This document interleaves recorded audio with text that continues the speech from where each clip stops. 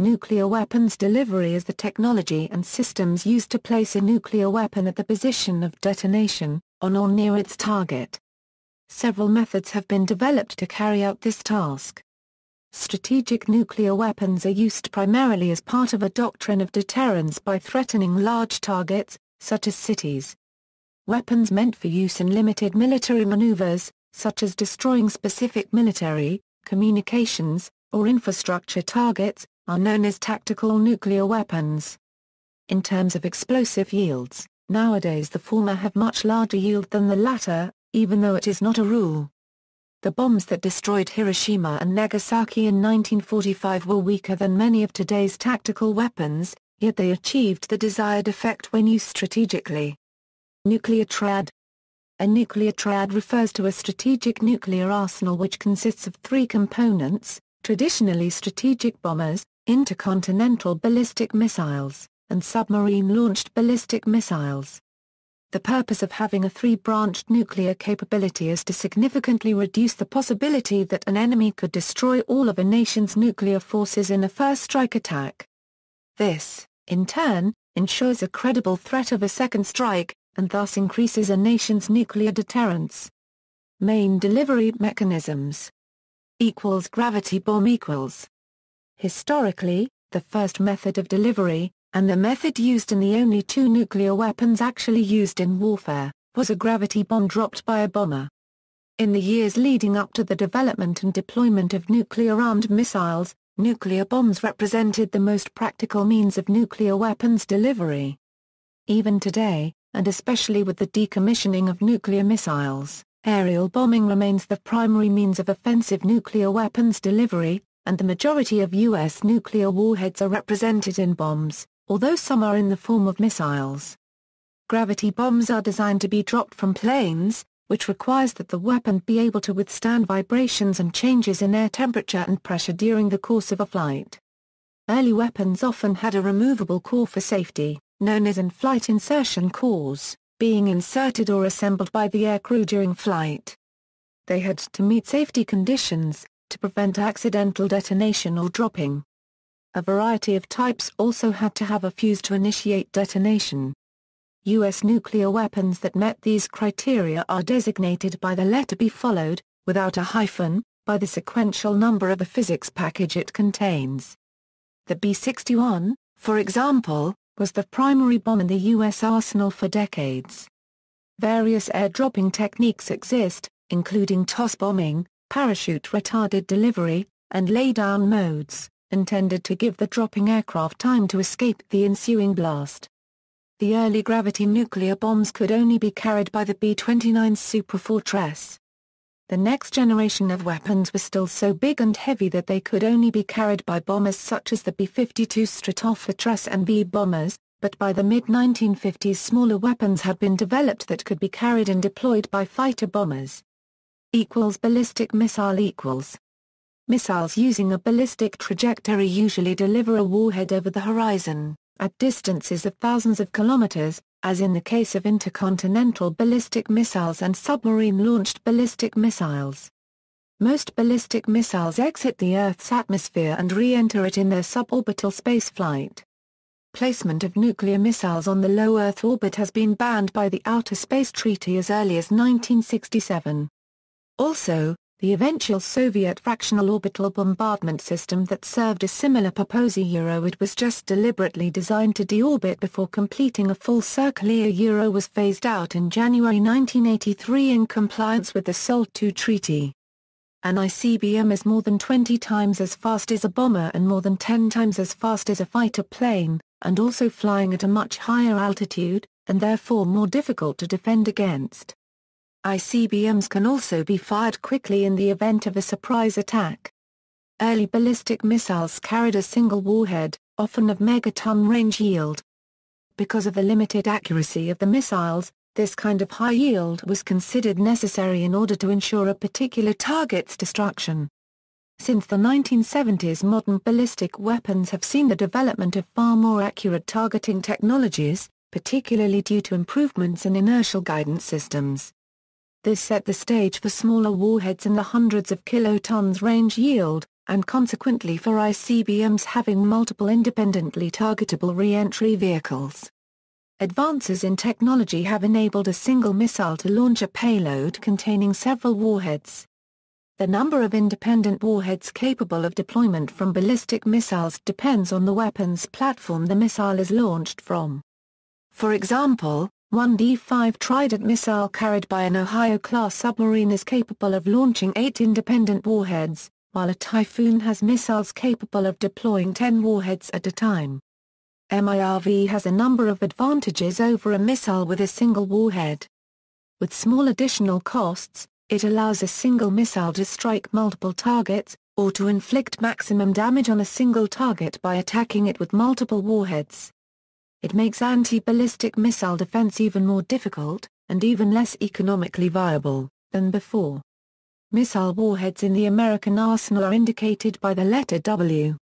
For example, the W-61 missile warhead would have the same physics package as the B-61 gravity bomb described above, but it would have different environmental requirements, and different safety requirements since it would not be crew-tended after launch and remain atop a missile for a great length of time. Cruise missile equals. A cruise missile is a jet engine or rocket-propelled missile that flies at low altitude using an automated guidance system to make them harder to detect or intercept. Cruise missiles can carry a nuclear warhead. They have a shorter range and smaller payloads than ballistic missiles, so their warheads are smaller and less powerful. The AGM-86 ALLCM is the U.S. Air Force's current nuclear-armed air-launched cruise missile. The ACM is only carried on the B-52 Stratofortress. This plane can carry 20 missiles. Thus the cruise missiles themselves can be compared with MIRV warheads. The BGM-UGM-109 Tomahawk submarine-launched cruise missile is capable of carrying nuclear warheads, but all nuclear warheads were removed. Cruise missiles may also be launched from mobile launchers on the ground, and from naval ships. There is no letter change in the U.S. arsenal to distinguish the warheads of cruise missiles from those for ballistic missiles.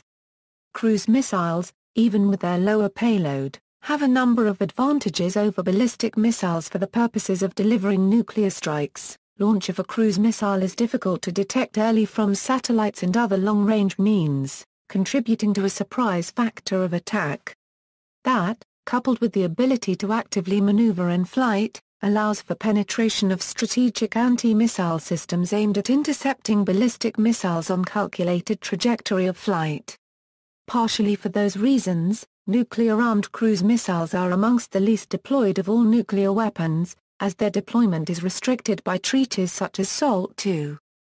Other delivery systems. Other delivery methods included artillery shells, mines such as the medium atomic demolition munition and the novel Blue Peacock, nuclear depth charges, and nuclear torpedoes. An atomic bazooka was also fielded, designed to be used against large formations of tanks. In the 1950s the U.S. developed small nuclear warheads for air defense use, such as the Nike Hercules. From the 1950s to the 1980s, the United States and Canada fielded a low-yield nuclear-tipped air-to-air rocket, the AIR-2 Genie. Further developments of this concept, some with much larger warheads, led to the early anti-ballistic missiles. The United States have largely taken nuclear air defense weapons out of service with the fall of the Soviet Union in the early 1990s. Russia updated its nuclear-tipped Soviet-era anti-ballistic missile, ABM, system, known as the A-135 anti-ballistic missile system in 1995. It is believed that the, in development, 2013, successor to the nuclear A-135, the A-235 Samolet M will dispense with nuclear interception warheads and instead rely on a conventional hit-to-kill capability to destroy its target. Small, two-man portable tactical weapons, such as the Special Atomic Demolition Munition, have been developed, although the difficulty to combine sufficient yield with portability limits their military utility. Costs. According to an audit by the Brookings Institution, between 1940 and 1996, the U.S. spent $8.78 trillion in present-day terms on nuclear weapons programs. 57% of which was spent on building delivery mechanisms for nuclear weapons. 6.3% of the total, $551 billion in present-day terms, was spent on weapon nuclear waste management, for example, cleaning up the Hanford site with environmental remediation, and 7% of the total, $617 billion was spent on the manufacturing of nuclear weapons themselves. Technology spin-offs equals. Strictly speaking, however, not all this 57% was spent solely on weapons programs delivery systems. Launch vehicles, for example, two such delivery mechanisms, the Atlas ICBM and Titan II, were repurposed as human launch vehicles for manned space flight. Both were used in the civilian Project Mercury and Project Gemini programs respectively, which are regarded as stepping stones in the evolution of U.S. manned spaceflight. The Atlas vehicle sent John Glenn, the first American into orbit. Similarly, in the Soviet Union, it was the U-7 ICBM launch vehicle that placed the first artificial satellite in space, Sputnik, on October 4, 1957, and the first human space flight in history was accomplished on a derivative of the U-7, the Vostok, on April 12, 1961, by cosmonaut Yuri Gagarin. A modernized version of the U-7 is still in use as the launch vehicle for the Russian Federation, in the form of the Soyuz spacecraft. Weather satellites. The first true weather satellite, the TIROS-1, was launched on the Thor ALll launch vehicle April 1, 1960. The PGM-17 Thor was the first operational IRBM, intermediate ballistic missile, deployed by the U.S. Air Force. The Soviet Union's first fully operational weather satellite, the Meteor-1, was launched March 26, 1969 on the Vostok rocket, a derivative of the U-7 ICBM. Lubricants. WD-40 was first used by Convair to protect the outer skin, and more importantly, the paper-thin balloon tanks of the Atlas missile from rust and corrosion. These stainless steel fuel tanks were so thin that, when empty, they had to be kept inflated with nitrogen gas to prevent their collapse. Thermal isolation. In 1953, Dr. S. Donald Stuckey of the Corning Research and Development Division invented pyroceram, a white glass ceramic material capable of withstanding a thermal shock of up to 450 a degree Celsius. It evolved from materials originally developed for a U.S. ballistic missile program, and Stuckey's research involved heat-resistant material for nose cones. Satellite-assisted positioning. Precise navigation would enable United States submarines to get an accurate fix of their positions before they launched their SLBMs. This spurred development of triangulation methods that ultimately culminated in GPS. The motivation for having accurate launch position fixes, and missile velocities, is twofold. It results in a tighter target impact circular area probable and therefore by extension, reduces the need for the earlier generation of heavy multi-megaton nuclear warheads, such as the W-53, to ensure the target is destroyed. With increased target accuracy, a greater number of lighter, multi-kiloton range warheads can be packed on a given missile, giving a higher number of separate targets that can be hit per missile. Global positioning system equals. During a Labor Day weekend in 1973, a meeting of about 12 military officers at the Pentagon discussed the creation of a defense navigation satellite system. It was at this meeting that the real synthesis that became GPS was created. Later that year, the DNSS program was named Navstar, or Navigation System Using Timing and Ranging. During the development of the submarine-launched Polaris missile, a requirement to accurately know the submarine's location was needed to ensure a high circular area probable warhead target accuracy. This led the U.S. to develop the transit system. In 1959, ARPA also played a role in transit. The first satellite navigation system, Transit, used by the United States Navy, was first successfully tested in 1960. It used a constellation of 5 satellites and could provide a navigational fix approximately once per hour. In 1967, the U.S. Navy developed the Tomation satellite that proved the ability to place accurate clocks in space, a technology required by the latter Global Positioning System. In the 1970s, the ground-based Omega navigation system, based on phase comparison of signal transmission from pairs of stations, became the first worldwide radio navigation system. Limitations of these systems drove the need for a more universal navigation solution with greater accuracy. While there were wide needs for accurate navigation in military and civilian sectors, almost none of those was seen as justification for the billions of dollars it would cost in research, development, deployment, and operation for a constellation of navigation satellites. During the Cold War arms race, the nuclear threat to the existence of the United States was the one need that did justify this cost in the view of the United States Congress. This deterrent effect is why GPS was funded. The nuclear triad consisted of the United States Navy's submarine-launched ballistic missiles along with United States Air Force strategic bombers and intercontinental ballistic missiles. Considered vital to the nuclear deterrence posture, accurate determination of the ALll launch position was a force multiplier. Precise navigation would enable United States submarines to get an accurate fix of their positions before they launched their ALLs. The USAF, with two-thirds of the nuclear triad, also had requirements for a more accurate and reliable navigation system. The Navy and Air Force were developing their own technologies in parallel to solve what was essentially the same problem. To increase the survivability of ICBMs, there was a proposal to use mobile launch platforms, and so the need to fix the launch position had similarity to the ALLBM situation. In 1960, the Air Force proposed a radio navigation system called Mosaic that was essentially a 3D LORAN. A follow-on study, Project 57, was worked in 1963, and it was in this study that the GPS concept was born.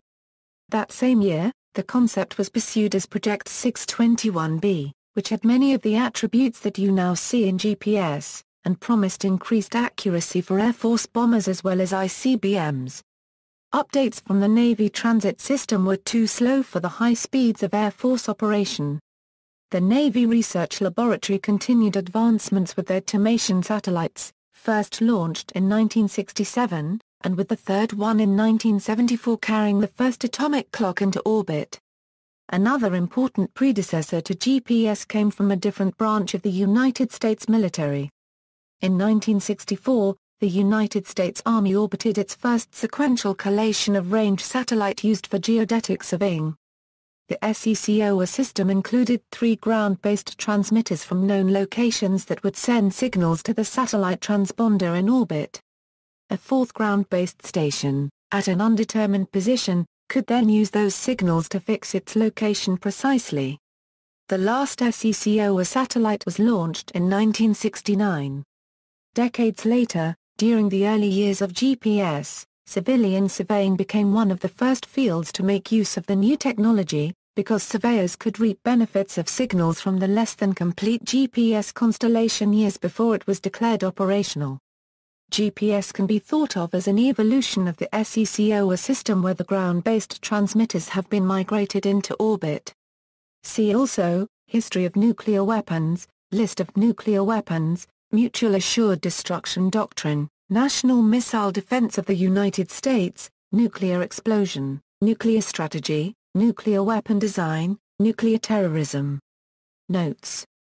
References. Annotated bibliography for nuclear weapon delivery systems from the ALL's Digital Library for Nuclear Issues. External links, Nuclear Missile Research Center.